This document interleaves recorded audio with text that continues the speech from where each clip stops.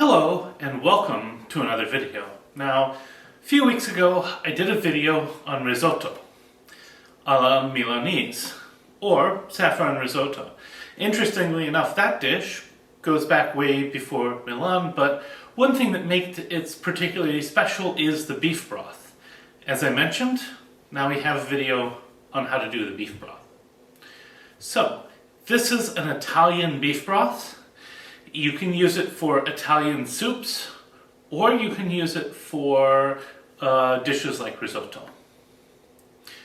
At any rate, let me go over the ingredients. They're a little bit different than an American beef broth. I have 2 carrots. I have a kilogram of soup bones, 2 stalks of celery, 2 small onions or 1 medium onion, 2 tomatoes, and some salt. Now, as you'll probably be aware, celery, carrots, and celery, carrots, and onions represent one of the major vegetable combinations that we typically see with Italian cooking. Now, I'm going to go ahead and try to make a richer, heavier beef broth in this case. So, I'm actually going to roast the bones before I boil them, but you don't have to roast them. If you want a lighter broth, then go ahead and cook them, just start boiling them. And so now I have browned these, and of course, as you can see, these are not marrow bones. In fact, they're mostly cartilage, but I also have a bunch of meat on here. So now I'm just going to set these on my veggies, and then we'll cover it with water, salt it well, and begin the boil. Now, since I haven't salted anything here, the little bit of fat here could be saved for various applications in the kitchen. That becomes really important, as now, for example, when some cooking ingredients may be not as prevalent as we'd normally think. Actually, in this particular case, though, there's a lot of water on here, so I don't see a point in saving the fat. So I'm just going to cover the meat with water, and I'll be right back. So now we take our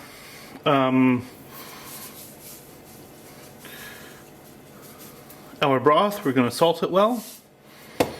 We'll turn it on to high.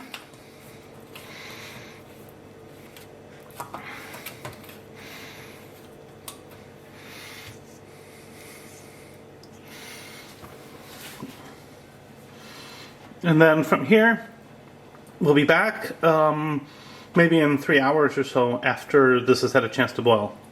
So now this has been boiling for about 3 hours. You can see it's lost a significant amount of its volume, and so at this point I'm going to drain it. I'm going to set aside the pieces that might be useful for something else. I bet that the meat would actually still be good for some applications like sandwiches. But at any rate, this will get drained, set to the side, and then we will do a taste test. And so I just measured this out, and the amount of broth I got out of this is almost exactly 1.5 liters, which is what I need for the risotto tomorrow. So I'm going to do a taste test with just a little bit, and then we'll be done. But this is what our beef broth looks like. And just so you're aware, this meat here looks like it is now quite tender. You could slice it up, perhaps put it on sandwiches or do some other things, and even the hard proteins in the middle have now really softened up. So I wouldn't necessarily throw away this sort of short rib area here. I would find something else to do with it. And now for the taste test.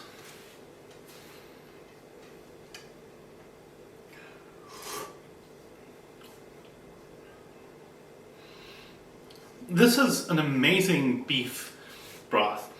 You can taste the vegetables, you can taste the beef. It's not heavily seasoned, but it's really, really rich. And it has a distinctive flavor that is going to go really, really well in just about anything you would use a beef broth for. So if you're doing Italian cooking and it calls for beef broth, make your own. Don't bother getting it at the store. You can do much better by cooking it yourself.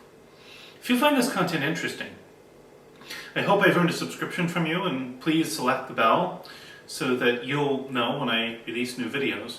And please feel free to like, comment, and share this post. I use likes, views, and what people say in the comments to decide what you folks want to see more of. So feel free to participate in that process. At any rate, I want to say thank you, bon appetit, and see you next time.